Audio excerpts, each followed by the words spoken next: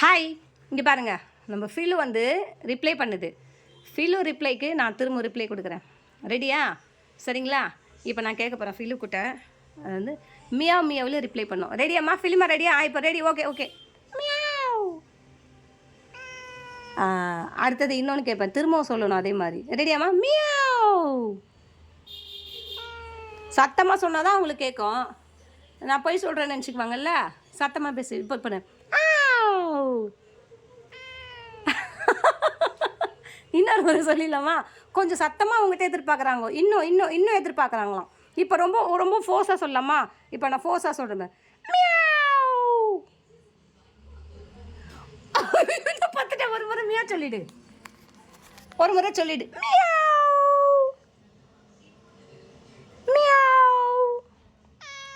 அவ்வளோதானம்மா, அவ்வளோதாம்மா. தூக்கம் வருதான், டயர்ட் ஆயிடுச்சான். இதுக்கு மேலே சொல்ல மாட்டாளா? பார்த்தியா, தூக்கம் வந்துச்சு. நாளைக்கு மீதிலாம் நாளைக்கு நாளைக்கு நாளைக்கு நாங்கள் 2 பேரும் சேர்ந்து பேசுகிறோம். தூங்கிட்டா, அவ்வளோதான். புள்ள தூங்கிச்சு.